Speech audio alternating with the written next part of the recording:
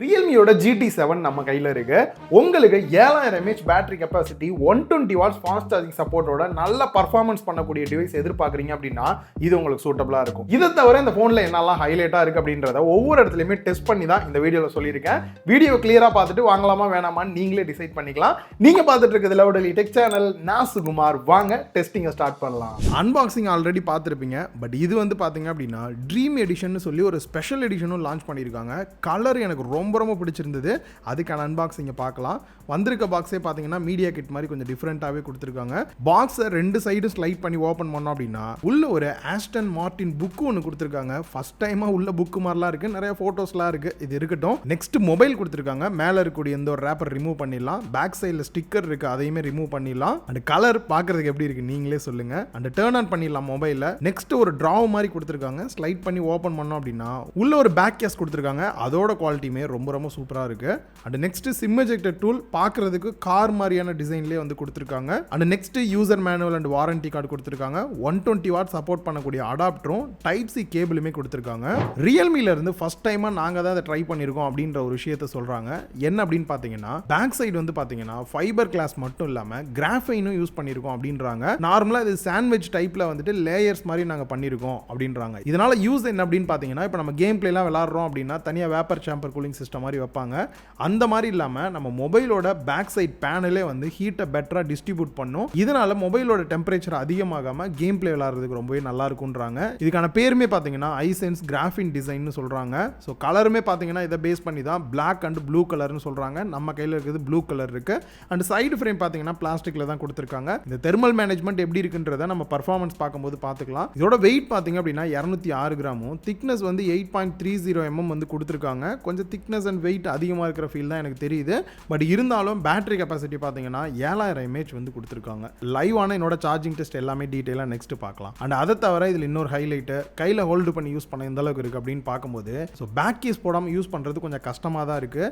நானே கையில் ஹோல்டு பண்ணும்போது பார்த்தீங்க அப்படின்னா லைட்டாக ஸ்லிப் ஆகிற மாதிரியான ஃபீல் தான் இருக்குது. பார்க்குறதுக்கு மேட் ஃபினிஷில் இருந்தாலும் கூட நல்லாவே ஸ்லிப் ஆகுது. கையில் ஹோல்டு பண்ணுறது கம்ஃபர்டபுளாக இருக்கிறதுக்காக இந்த எட்ஜஸ்லாம் கொஞ்சம் ஃபில் அவுட் பண்ணியிருக்காங்க. அது வரைக்கும் ஓகே தான். அண்ட் கையில் ஹோல்டு பண்ணியிருந்தாலும் கூட ஃபிங்கர் பிரிண்ட்ஸ் மெட்ஜஸ்லாம் வந்து பெரிய லெவலில் படலை. அண்ட் இதில் ஹைலைட்டாக ப்ரொடெக்ஷன் பார்த்தீங்க அப்படின்னா IP68 ரேட்டிங் ப்ளஸ் 69 ரேட்டிங்குமே வந்து கொடுத்துருக்காங்க. இந்த இடத்துல எந்த அளவுக்கு இருக்குது அப்படின்றதுக்கு 68க்கான டெஸ்ட்டுமே எடுத்து பார்த்தாச்சு. தண்ணிக்குள்ளே டேரெக்டாக போட்டு எல்லாமே செக் பண்ணியும் பார்த்தாச்சு. இது வரைக்கும் ஃபோனுக்கு எந்த ப்ராப்ளம் வரல. அண்ட் நெக்ஸ்ட் IP69 டெஸ்டிங்கை பொறுத்த வரைக்கும் ஃபோர்ஸாக தண்ணி அடித்தாலும் ஃபோனுக்கு எதுவுமே ஆகக்கூடாது.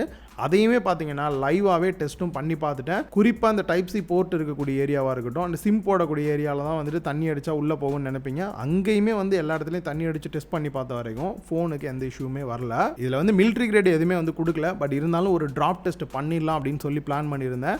ட்ராப் டெஸ்ட் பண்ணுறதுக்கு முன்னாடியே ஃபோன் எப்படி இருக்குன்றதை பார்த்துக்குங்க. பேக் சைட் பேனலில் லைட்டாக ஸ்க்ராச் ஆன மாதிரி இருக்கும். ரீசன் பார்த்தீங்கன்னா அவுட்டோரில் போய் ஷூட் பண்ணும்போது நல்லாவே கீழே விழுந்துருச்சு. ஸ்க்ராச்சோட முடிஞ்சு அது வரைக்கும் ஓகே தான். 2 தாட்டி ட்ராப் டெஸ்ட் பண்ணி பார்த்த வரைக்குமே ஃபோனுக்கு எந்த இஷ்யூமே வரல.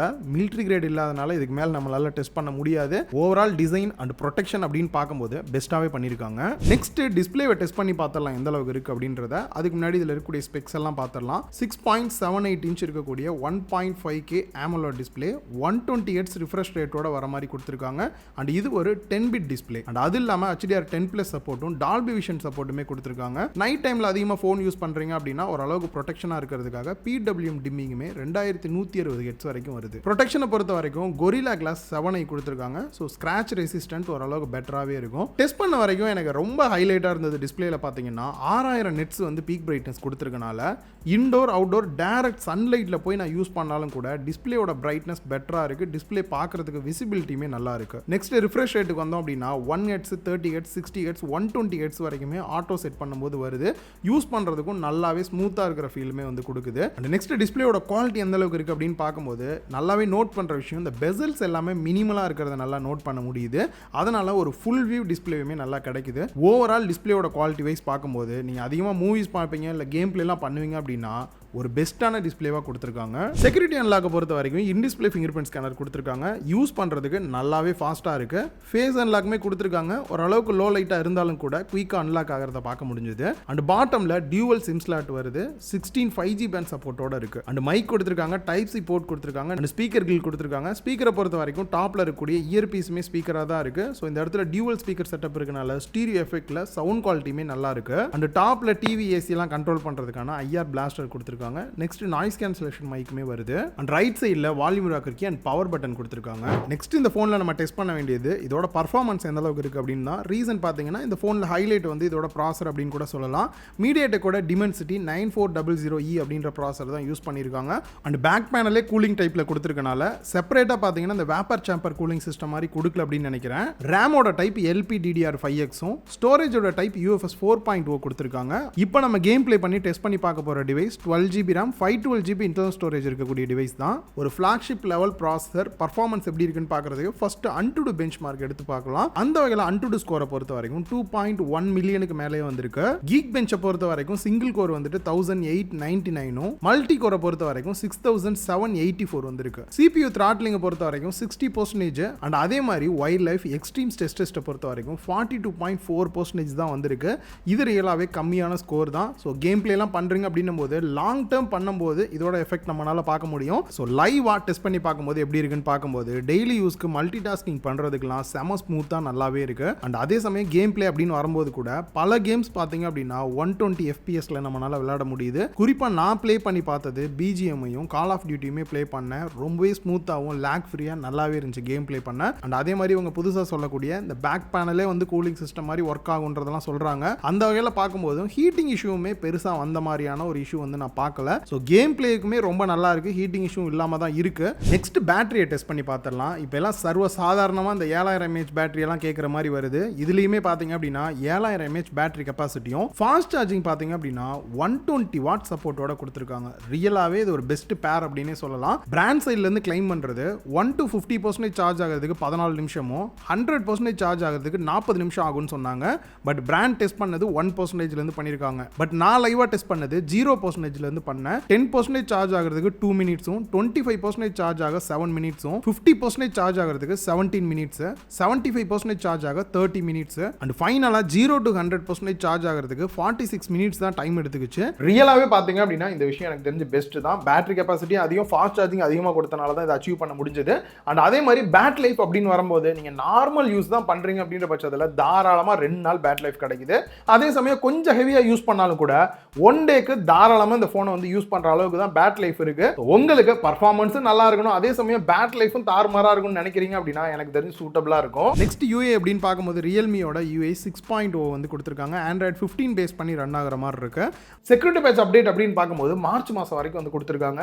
ஏப்ரல் முடிஞ்சு மே முடிஞ்சு அடுத்த மாதமே வரப்போது. இன்னும் அப்டேட் வராமல் இருக்கு. லான்ச்சுக்கு முன்னாடி வரைக்கும் ஓகே, லான்ச் ஆனதுக்கப்புறம் தயவு செஞ்சு அப்டேட்டை கொடுத்தாங்கன்னா பெட்டராக இருக்கும். ஏன் இவ்வளோ நாள் அப்படின்ற மாதிரி இருக்கு. இவங்க ப்ராமிஸாக கொடுக்கக்கூடிய அப்டேட் அப்படின்னு பார்க்கும்போது 3 வருஷம் ஆண்ட்ராய்டு அப்டேட்டும் 4 வருஷம் செக்யூரிட்டி பேட்ச் அப்டேட்டும் கொடுக்கறதா சொல்லியிருக்காங்க. இதை இன்னொரு 1 வருஷம் இன்க்ரீஸ் பண்ணி கொடுத்தா பெட்டராக இருக்கும்னு நினைக்கிறேன். சாம்சங்லாம் கம்பேர் பண்ணி பார்க்கும்போது ஸோ இது கொஞ்சம் கம்மியாக தான் இருக்கிற மாதிரி இருக்கு. பட் இருந்தாலும் நார்மலாக இப்போ எல்லா பிராண்டும் இந்த அளவுக்கு தான் வந்து கொடுக்குறாங்க. அந்த முக்கியமாக தேவையில்லாத ப்ளோட்வேர்ஸ்லாம் இருக்கு அப்படின்னு கேட்டிங்கன்னா இந்த ஹாட் கேம்ஸ் ஹாட் ஆப்ஸ்லாம் வந்து ரியல்மியில் வரும். அதெல்லாம் தவிர்த்துட்டாங்க, பெஸ்ட் தான். ஆனாலும் ஒரு 4-5 ஆப் வந்து இருக்க தான் செய்யுது. அன்இன்ஸ்டால் பண்ணிட்டு யூஸ் பண்ணிக்க முடியும். கனெக்டிவிட்டியை பொறுத்த வரைக்கும் Wi-Fi 7 Bluetooth 5.4 அண்ட் 360 டிகிரி NFCன்னு சொல்லியிருக்காங்க. இது என்ன ஸ்பெஷல் அப்படின்னு பார்த்தீங்கன்னா நார்மலாக NFC இருக்கு அப்படின்னாலே நீங்கள் டேப் பண்ணி பே பண்ணுறது இந்த பேக் சைடில் தான் இருக்கும். பட் இதில் வந்து பார்த்தீங்க அப்படின்னா பேக் சைடு மட்டும் இல்லாமல் டாப்பில் இருக்கக்கூடிய ஏரியா அந்த கார்னர்லாம் வச்சாலும் கூட உங்களுக்கு NFC வந்து ஒர்க் ஆகிற மாதிரி இருக்கு. இந்த மாதிரி 360 கொடுக்கறது வந்து நல்ல ஒரு அப்டேட் தான். AI ஃபீச்சர்ஸ் அப்படின்னு பார்க்கும்போது ஒரு 2-3 ஃபீச்சர் வந்து ஒர்த்தாக இருக்கிற மாதிரி இருக்கு. அதில் ஒன்று வந்து பார்த்தீங்கன்னா AI பிளானர்னு சொல்லி கொடுக்குறாங்க. இந்த AI பிளானர் எப்படி வேலை செய்யுது அப்படின்னா பேக் சைட் பேனலில் டபுள் டேப் பண்ணீங்க அப்படின்னா இந்த AI பிளானர் வந்து ஆக்டிவேட் ஆகுது. நீங்கள் ஃப்ரண்ட்டில் வச்சிருக்கக்கூடிய ஸ்க்ரீனில் வந்துட்டு ஏதாவது நோட் பண்ணுற மாதிரியான ஈவெண்ட் இருக்குது, இல்லை டைமிங் இருக்குது, இந்த டைமில் வந்து நம்ம வெளியில் போகலாம், இந்த மாதிரிலாம் ஏதாவது ஒரு மெசேஜ் இருக்குது அப்படின்னா அதை ரீட் பண்ணி செப்பரேட்டாக கேலண்டரில் வந்து ஒரு அலாரம் மாதிரி ரிமைண்டர் மாதிரி செட் பண்ணிக்குது. ஸோ இது நார்மலாக பிளான் பண்ணும்போது ஒவ்வொரு தாட்டி நீங்கள் கேலண்டரில் போய் மேனுவலாக டைப் பண்ணுறதுக்கு பதிலாக இந்த மாதிரி பண்ணலாம். ஸோ இது வாட்ஸ்அப்பில் இருக்கக்கூடிய ஒரு மெசேஜாக இருந்தாலும் கூட அதை ரீட் பண்ணி உங்களுக்கான பிளானை வந்து ரெடி பண்ணி கொடுக்குது. இது வந்துட்டு நார்மலாக எந்த ஆப்பாக இருந்தாலுமே ஒர்க் ஆகுது. வாட்ஸ்அப், இன்ஸ்டாகிராம், மெயில் எந்த இடத்துல இருந்தாலுமே சரி அதை ரீட் பண்ணி உங்களுக்கான ஈவெண்ட்டை கிரியேட் பண்ணிடுது. நெக்ஸ்ட் AI டிரான்ஸ்லேட்டும் கொடுத்துருக்காங்க. இதில் இன்க்ளூட் தமிழ் கூட இருக்கிறது நல்ல விஷயம் தான். குயிக்காக டிரான்ஸ்லேட் பண்ணி தெரிஞ்சுக்க முடியுது. இதை தவிர இன்னும் நிறைய ஏஐ ஃபீச்சர்ஸ் இருக்கு. யூஸ் பண்றதுக்குமே இந்த யூஐ நல்லா தான் இருக்கு. இந்த ஒரு சில குறைகள் ஆல்ரெடி சொன்ன மாதிரி அதெல்லாம் தவிர்த்தாங்க அப்படின்னா இன்னுமே பெஸ்டா இருக்கும். கேமரால இருக்கக்கூடிய ஏஐ ஃபீச்சர்ஸ் அப்படின்னு பார்க்கும்போது நார்மலா இந்த ஃபில்டர் வந்து நமக்கு கொஞ்சம் கன்ஃபியூஷனாவே இருக்கும். பட் இதுல வந்து பாத்தீங்கன்னா இந்த மவுண்டைன், ஐலாண்ட், சிட்டி அப்படின்றத செப்பரேட்டா பிரிச்சு கொடுத்துருக்காங்க. இதனால நீங்க சிட்டி சைட்லாம் போய் போட்டோ எடுக்கிறீங்க அப்படின்னா அந்த ஃபில்டரை யூஸ் பண்ணும்போது அந்த டெப்த், அந்த கலர்ஸ்லாம் வந்து இன்னும் கொஞ்சம் டிஃப்ரெண்டா பஞ்சியா இருக்கிறத வந்து நல்லாவே ஃபீல் பண்ண முடியுது. அண்ட் ஏஐ லேண்ட்ஸ்கேப் அப்படின்ற ஒரு ஆப்ஷன் இருக்கு. இதுல எடுக்கக்கூடிய போட்டோவுமே பாத்தீங்க அப்படின்னா இந்த மாதிரி லேண்ட்ஸ்கேப்ல எடுக்கக்கூடிய போட்டோ இன்னும் கொஞ்சம் டீடைலாகவும் கான்ட்ராஸ்ட் கொஞ்சம் அதிகப்படுத்தி பெட்டரான டெப்த்தோட போட்டோஸ் கிடைக்கிறத நல்லாவே ஃபீல் பண்ண முடியுது. ஸோ இதை தவிர ஏஐ ஃபீச்சர்ஸ் அப்படின்னு பார்க்கும்போது இந்த ரிஃப்ளெக்ஷன் ரிமூவ் பண்றது, கிளார் மாதிரி இருந்தா ரிமூவ் பண்ற மாதிரியான விஷயம்லாம் நம்ம நார்மலா போட்டோஸ் எடுத்ததுக்கு அப்புறம் எடிட் பண்றதுக்கு ரொம்பவே ஹெல்ப்ஃபுல்லா இருக்கும். நெக்ஸ்ட் கேமரா அப்படின்னு பார்க்கும்போது ஃப்ரண்ட்ல selfie camera 32 mega pixel, aperture value 2.45 ஓட சோனியோட IMX 615 சென்சார் வந்து யூஸ் பண்ணிருக்காங்க. ரியலா போட்டோ அவுட்புட் செல்ஃபி வந்து ரொம்பவே நல்லா இருக்கு. நெக்ஸ்ட் ஃப்ரண்ட்ல வீடியோ அவுட்புட் அப்படின்னு பார்க்கும்போது மேக்ஸிமம் 4K 1080p ரெண்டுமே வந்து 60 fps எடுக்கிற மாதிரி வந்து கொடுத்துருக்காங்க.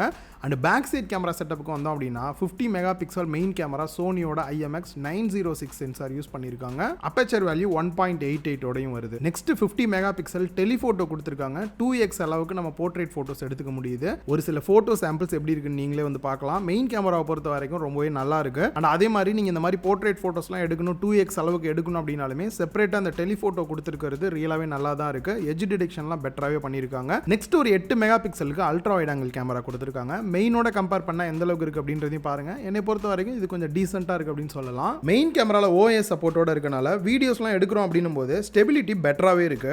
பச்சை கலர் ஃபோன் எந்த அளவுக்கு இருக்கு, ட்ரீம் எடிஷன் சொல்றாங்களே, என்னெல்லாம் ஸ்பெஷல் இருக்குன்னு பார்த்தீங்கன்னா சிம்பிளா சொல்லணும் அப்படின்னா கலர் வந்து சேஞ்ச் பண்ணியிருக்காங்க. இந்த கலர் எனக்கு ரொம்பவே பிடிக்குது. சாலிடா தெரியுது கலர் வந்துட்டு. அண்ட் நார்மலான பிளைனான டிசைனா இல்லாம சைட்ல எல்லாம் பார்த்தீங்கன்னா அந்த கர்வ் போற மாதிரியான டிசைன் கொடுத்துருக்காங்க. அண்ட் முக்கியமா ஆஸ்டன் மார்டின் அப்படின்றத மென்ஷன் பண்ணி அந்த லோகோவுமே வந்து கொடுத்துருக்காங்க. ஃபார்முலா 1 டீம்னு சொல்லியிருக்காங்க. ஓவராலா கலர் இதெல்லாம் சேஞ்ச் பண்ண மாதிரி நீங்க போனுக்குள்ள இருக்கக்கூடிய தீமே பார்த்தீங்க அப்படின்னா இதே மாதிரி கிரீன் கலர் தீம்லயே கொண்டு வந்திருக்காங்க. பார்க்கிறதுக்கு லுக் வைஸ் என்ன புதுசா இருக்கு, போன் டிஃபரெண்டா இருக்குன்னு கேட்கிற மாதிரியான ஒரு தீம்ல தான் வந்து கொடுத்துருக்காங்க.